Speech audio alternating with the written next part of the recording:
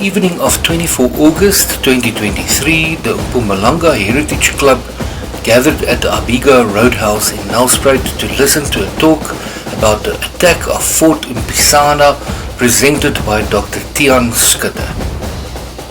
The venue was packed and everybody enjoyed a memorable evening. There was sadly much audio distractions and the sound quality of the video was really not that good, so we decided to record Tian in studio at his house.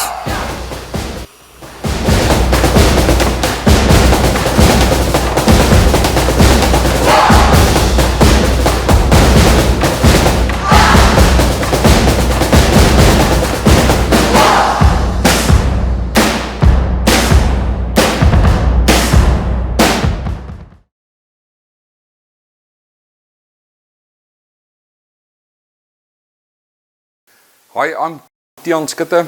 I'm a Boer War, not expert, enthusiast, and I've a keen interest in all the battles that were fought around in the Lowveld area and in other regions of the Lowveld. And today I'm going to focus on the attack, a Boer attack on Fort Mpisane, also known as Rivers Fort, which occurred on the 7th of August 1901. Now, my main sources were this PhD of Anton van Vollenhoven of the Northwest University. He researched all the sites where the Steinaecker's wars had their forts and campsites, and unfortunately didn't went into the location of Fort Mpisane because due to accessibility and so forth. But he was one of the sources, and then the other ones. So the location of Mpisane, as you can see, is in Bushbuck Ridge. The accessibility is very. It's not that good, because you have to go into the rural area there at the top there, as you can see, where it's located in Bushbuck Ridge. Looking at a closer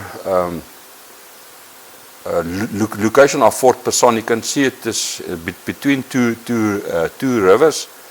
It's not rivers, but streams in the Fort Bushbuck Ridge area.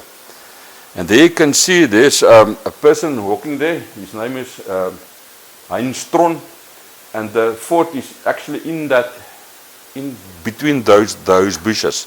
And then the next slide you can see he is still walking there, but it is so dense that you can't see him from this drone photo. So my other source, which I came across, was this one written by one of the Boers who actually participated in the attack of Mpisane, and this publication was written in 1904, so it's very fresh, and all the detail he gave in his publication helped a lot for getting to establish where it took place and what the campsite consisted of, and how the fort looked, and where the attacks came from, and what happened before and after the attack. You can see it came from a publication, the United Service magazine. It was quite difficult to obtain it, but I eventually got hold of it. It's very, very interesting. There he is. He was later promoted to commandant, but his rank in that stage was still captain when the attack took place. And then on the other one is William Woolmore, or Bill Woolmore as he's also known, and I also got a lot of info from his book. And then there's another interesting one, is from Alex Marshall. It was consisted of a lot of photographs during the Boer War, and here you can see some of the people who participated in the attack on the fort. And the guy sitting at the front there, he was actually a Veldkornet, Viljoen, and Commandant Mall, who was one of the Boer leaders. He's at the back there. And I think they've got it wrong in the description, because those two look like the Commandant de Toy and one of his brothers. Here's another interesting photo with General Ben Viljoen, and there's the young Captain Malan, and this baboon here was quite interesting. This photograph was taken at Pelgrim's Rest here during the war. I don't know who the others are, but they also occurred in that book. And this is a very interesting photo. This is Veldkornet de Beer. He was one of the other leaders of the Boers who attacked the fort. And in this, it says here, in deze groep verskyn Weiland Piet Miller en Jan de Villiers, Sneeuwel met het stormen van Mpisane Fort. They also refer to it as Pisang, but Mpisane Fort is how they pronounced it. So who the two Boers were, I got hold of the ages. It might be one of these younger guys here at the back here. So they actually they were killed in action. These guys were from the region here at Lydenburg or Bombi, in those areas of the one part of the regions of the Lydenburg district. And then my other source was in this book of P.H. van Zyl Warentrouw, and they took up the stories of Jan Mellema and his adjutant Martinus Jordan, and all of them also participated in the attack. Now, what happened beforehand is that there was this drive to capture General Ben Viljoen. He was in that area which we call the Botersberg region. It's close to Stoffberg. They were hiding in those hills there. And then there was an attack on them by the Hussars, the 18th and 19th Hussars at Rooikraal. It's between Stoffberg and Groblersdal. And then Viljoen fled from there to Pelgrim's Rest. And there was also another attack there at Masepa. It was after the attack at Masepa's Drift that he withdrew to Pelgrim's Rest, while the General Miller stayed behind. Now at Zwagershoek, this is between Dalstroom and Lydenburg. There was an attack by the Boers, the British on the Lydenburg commando, and they captured a couple of cattle there from the Boers, and then they moved over to the hotel. I don't know where this hotel was situated, west of Nelspruit. This is where Ben Viljoen came to, and held a Krijgsraad, as they called it. And then they moved over to White River, the area, don't know exactly where, but from there they planned to attack the Crocodilepoort station on the 1st of August. And then there came a recce came in, and they told them there was about 4,000 stolen cattle which the British stole from the Boers, and they were on their way to Komatipoort. So they changed their plans, and they did not attack the Crocodilepoort station, as you can see on those photos. And they went straight to see if they can get hold or attack Fort Mpisane. And now, as General Viljoen said in his memoirs, not very kind words, but he said they were het bestand uit houders van winkels, jagters, smokkelaars en al die skuim van de men in de wildernissen van het noorde van kon vinden. Yeah, it consisted a lot of miners and so forth, of the Barberton area and the Pelgrim's Rest area. They all joined the Steinaecker's horse. And well, he didn't have any kind words to say of Steinaecker and his bende, as you also called them. There's Ludwig von Steinaecker, and in one of his lieutenants is Harry Voliter. Photograph. He's well known as one of the Kruger Park stigterslede. So I don't know whether and Steinaecker, he was involved in a his claim to fame was this attack on a Boer train close to Malolan. It's actually in Malolan on the 19th of June 1900 when he blew this bridge up, and then they were trying to prevent Paul Kruger from reaching low range of marks, but it didn't help. And but they fixed this bridge, and the transport could carry on of troops, and not troops, Boers and other pieces of artillery and stuff like that. This is a section or a peloton of Steinaecker's horse in the Sabi River Valley, and this guy in the front here, this guy here, actually looks like a Harry Voliter. I cannot see his rank, but I think it might be Harry Voliter. And these guys operated in the Sabi River Valley. And what was interesting, one of their attacks on one of the Boers, this was in May 1901, this De Lange guy mentioned there that Captain Francis of the Steinaecker's horse, he captured all these cattle and other furniture from him, and they burned his place and so forth. So it shows you that Captain Francis was also involved in the scorched earth, which he participated in the Lowveld.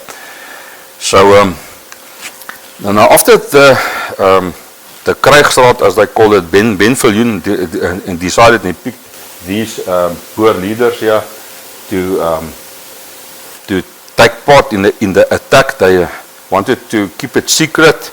They didn't disclose their objective, and they withheld it from everybody. So what he picked then Commandant Mol, Andries de Tooy, Jan de Beer, and Hercules Malan. These were the Boers. Viljoen didn't go with, he stayed behind. And there's another interesting photo of Andries de Tooy, the sogenaamde mountain devils, as they call themselves, because they operated in the mountains around Lydenburg. And now what they did, they started off their expedition on the 4th of August, and looking at the moon phases for that time period, you can see, and it was quite bright during the night, but as the time over time, you can see it get dark.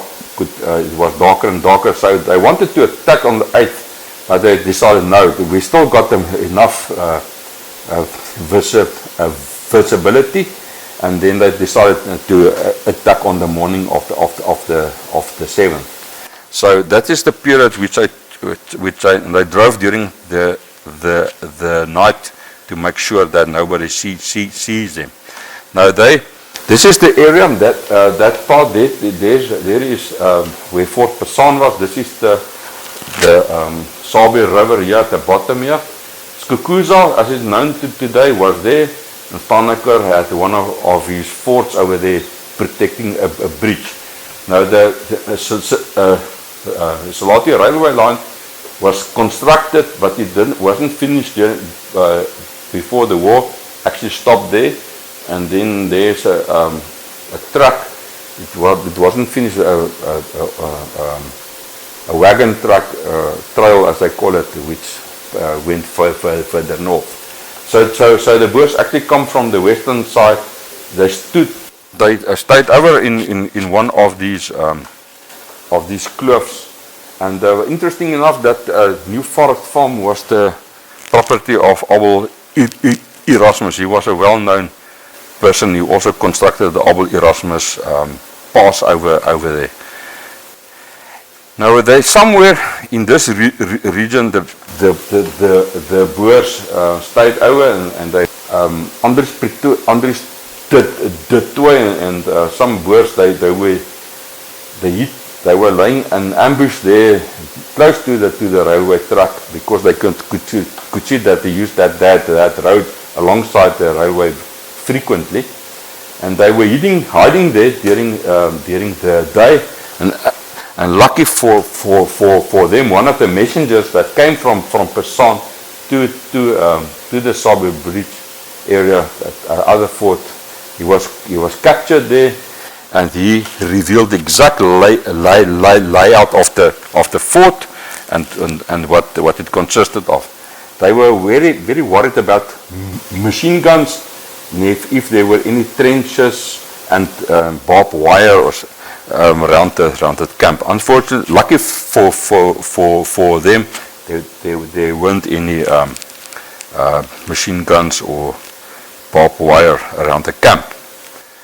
So, and that recce took place on the 5th of August, and the two Boers who were tasked to do the job was Martinus Kukemoer and Gabriel Stolz, and then there is the as the Toy said in his memoirs that they only captured one guy, and two, a black and a colored person, and then Malan mentioned only one. So who is more accurate in his memoirs? And so there is the machine gun and the cannon, and so the moon was still very bright at 49%, as you can see, and they attacked the camp that morning. Now, what they also mentioned was that during the attack there were about 700, or in this donga here, they hit their horses during the approach early in the morning.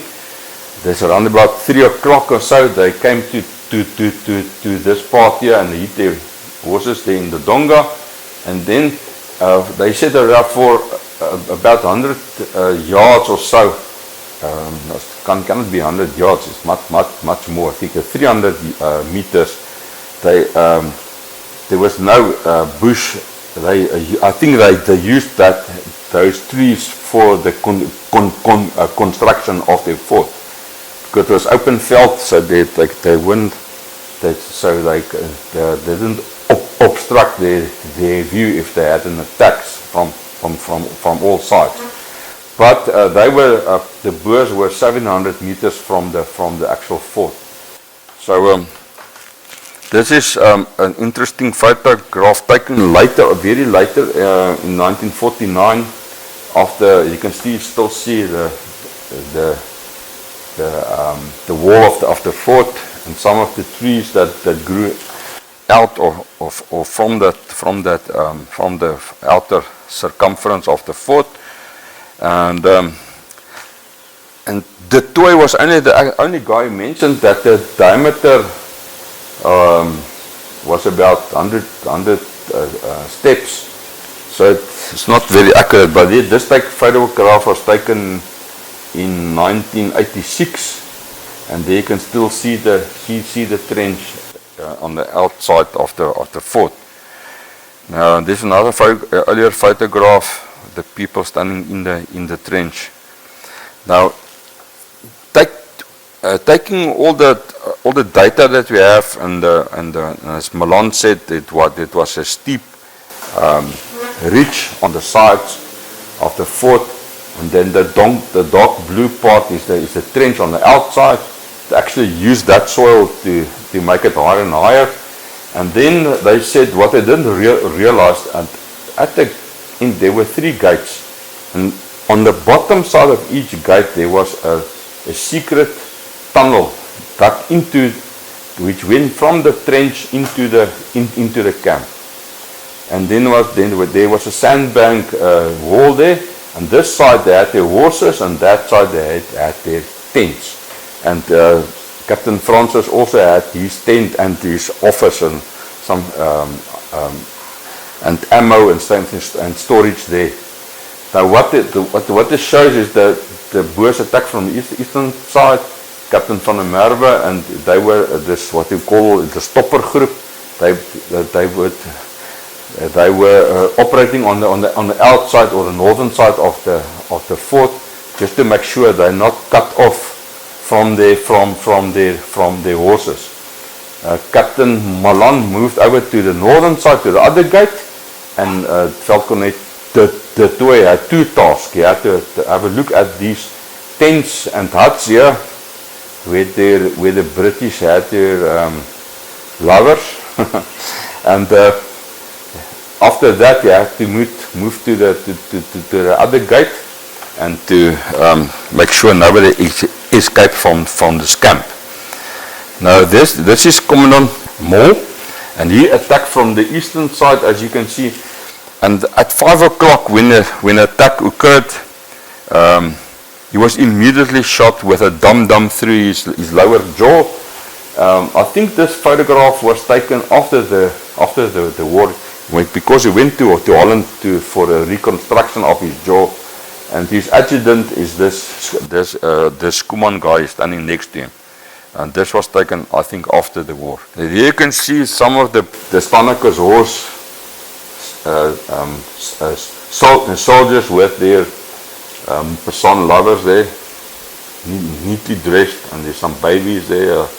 Well, that is their issue. Good. So looking at the attack again, the Mpisane at his stad, as they call it, on the northwestern side. It was quite a distance from the fort, but that is where it was situated. Now, interesting enough, this was some items dug up in the around Fort Mpisane as an American lock, as you can see. This is a shaver. And there you can see some grommets which are used in the tents, and some buckles and other items which were dug up around Fort Mpisane. Not a shaver, a razor. This is an actual razor. Now, looking at the cross section through the fort's walls, you can see they used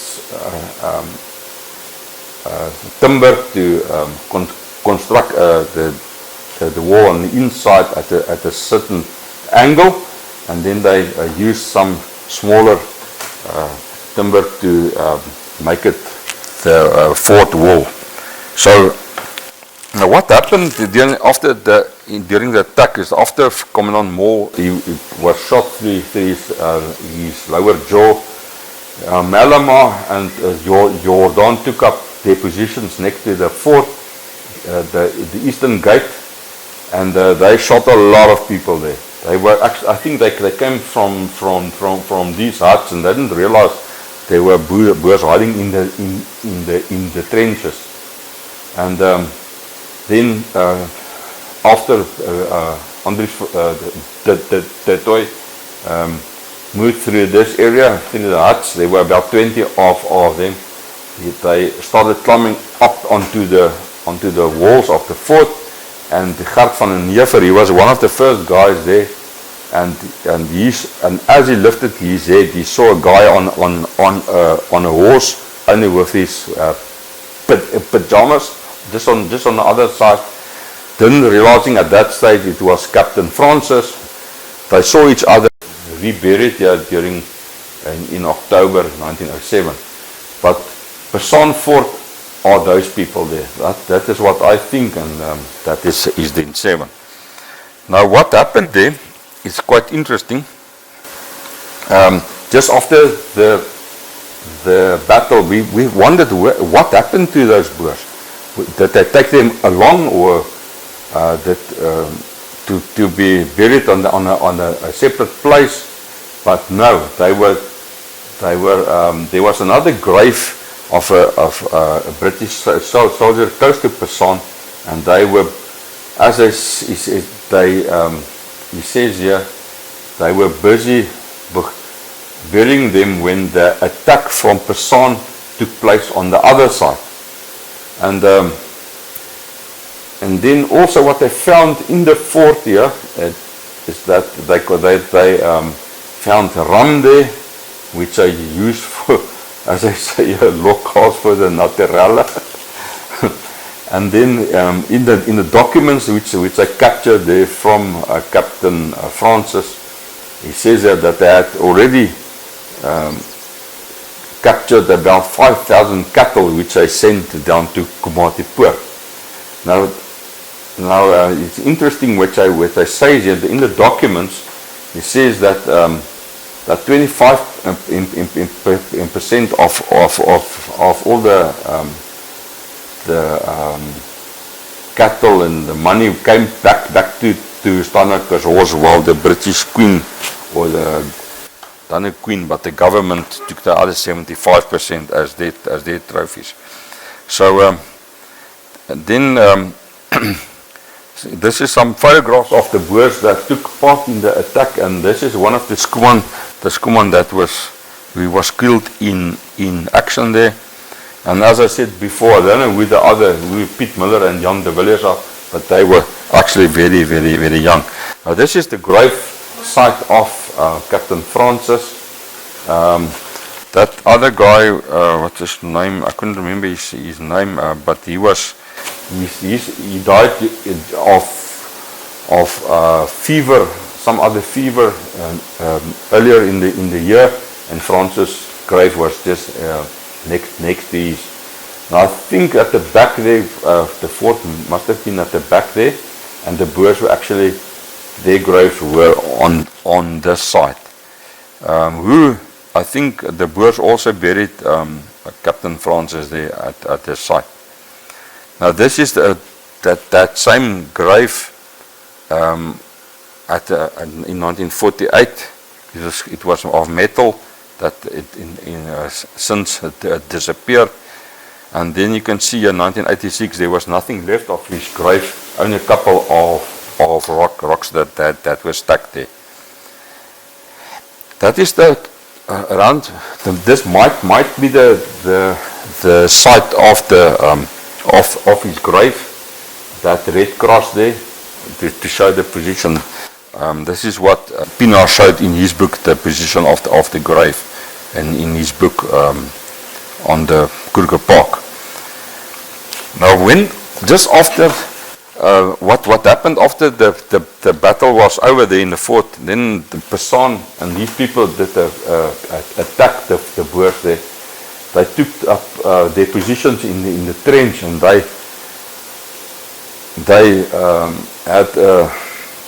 they killed a lot of Mpisane's people, which had arms, and they were shooting at the Boers, and they just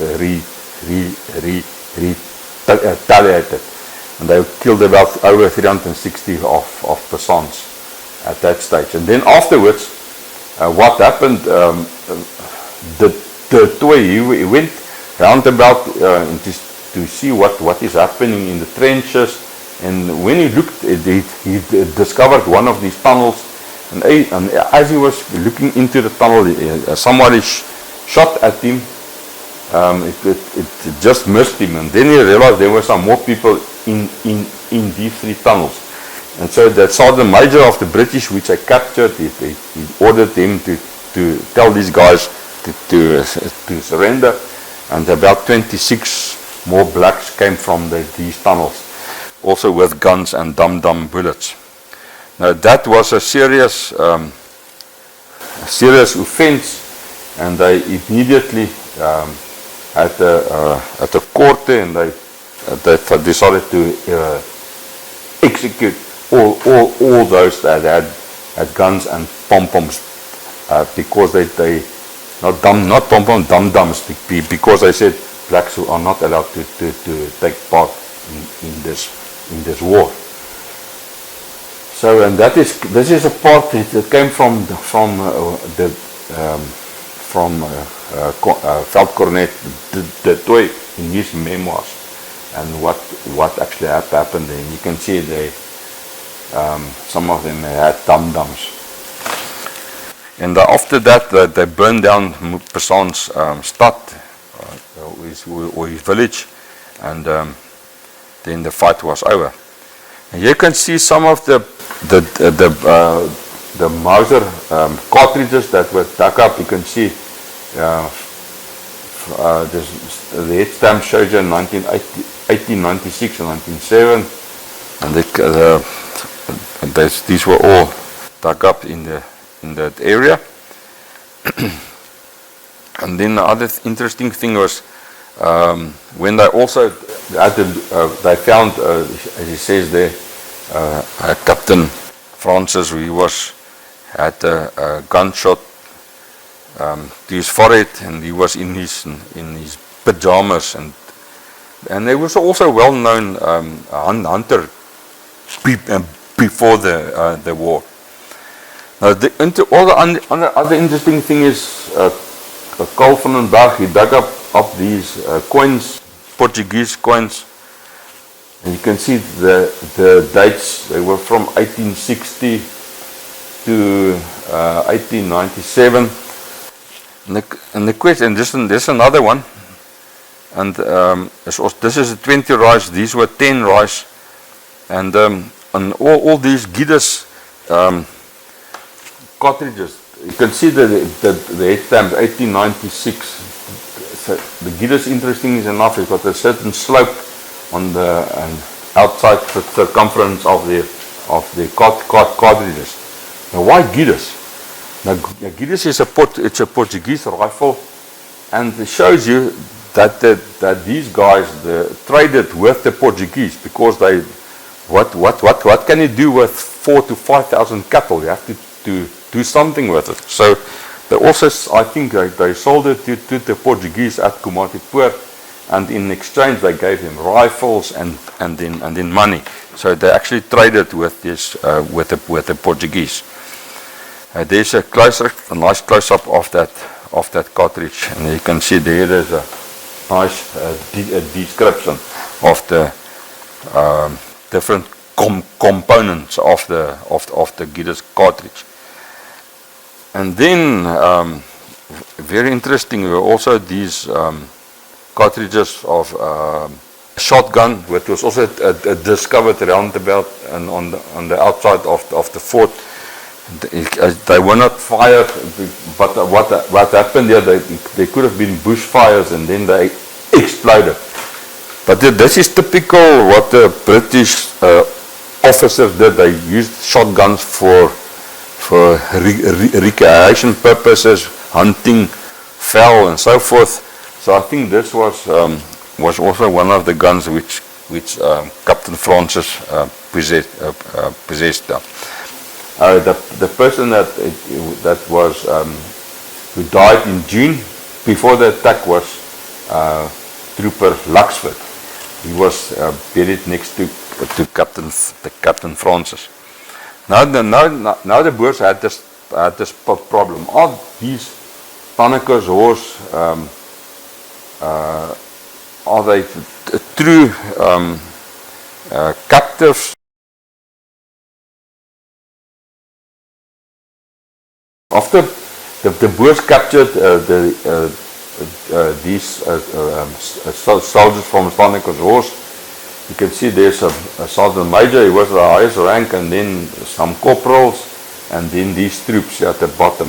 One of them was Demetrius Sardelli, who was actually a Greek, and the others were mainly miners of this in the local region before the war.